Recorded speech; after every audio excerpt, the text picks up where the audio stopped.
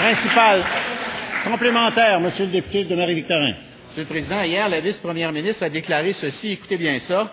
Il y a des individus qui ont lancé des invitations à des contacts, comme ça se fait la plupart du temps.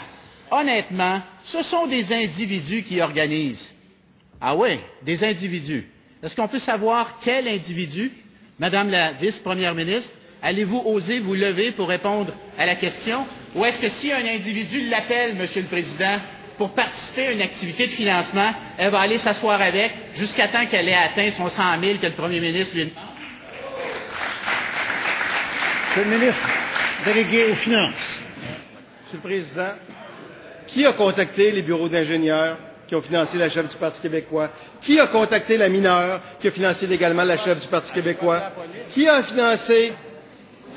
contacté des avocats qui ont financé le Parti québécois?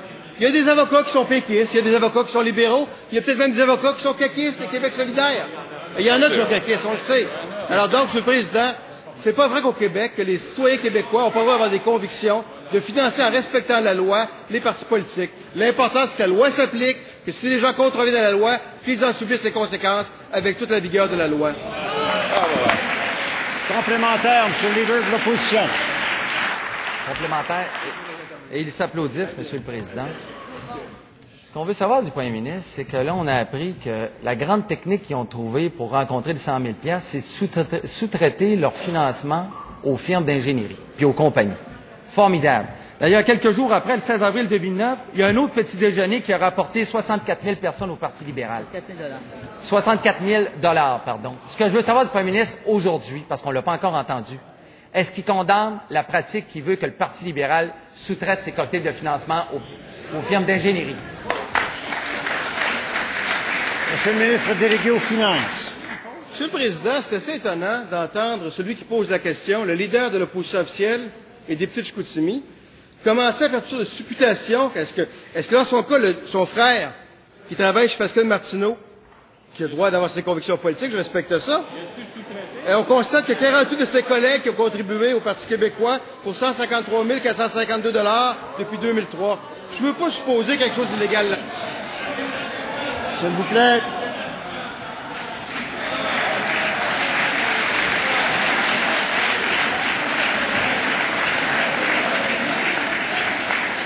Avez-vous terminé, Monsieur le ministre?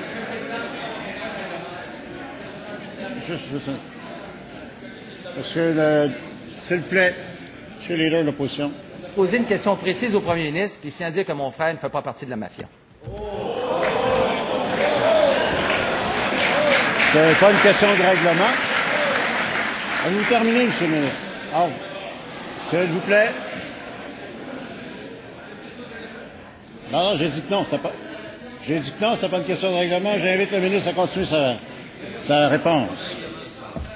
Monsieur le Président, je crois que la démonstration que vient de faire le député de Chicoutimi, en expliquant, en tentant de justifier que son frère ne fait pas partie de la mafia, je n'ai jamais supposé le cas, mais je démontre tout simplement que la façon dont travaille l'opposition officielle fait en sorte qu'on laisse entendre toutes sortes de choses. Alors, vous voyez comment ça pourrait être facile de le faire. En terminant. C'est pas deux poids, deux mesures, Monsieur le Président. Moi, je prends l'honnêteté des gens. Si les gens violent la loi, qu'ils en subissent les conséquences.